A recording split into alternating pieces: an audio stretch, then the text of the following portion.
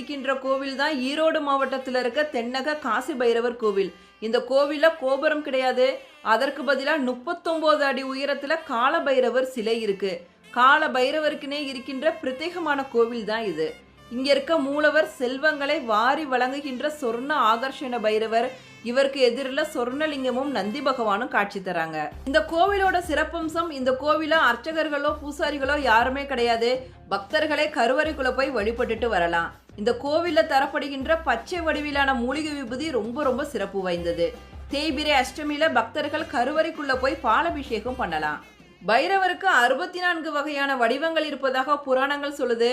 அந்த 64 வடிவங்களையும் இந்த கோவில்ல பார்க்கலாம். அமாவாசை பௌர்ணமி நாட்கள்ல சிறப்பான யாகம் நடத்தப்படுது.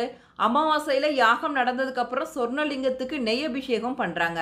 பௌர்ணமியில யாகம் நடந்ததுக்கு அப்புறம் சொர்ணலிங்கத்துக்கு 108 1 ரூபாய் நாணயத்தால சொர்ணாபிஷேகம் நடக்குது. இந்த சொர்ணாபிஷேகத்தை பார்த்தோம்னா கடன் பிரச்சனைகள் தீரும், செல்வ வளம் அதிகரிக்கும். இந்த கோவில அன்னதானம் காலையில 8 மணில இருந்து இரவு 8 மணி வரைக்கும் நடத்துறாங்க.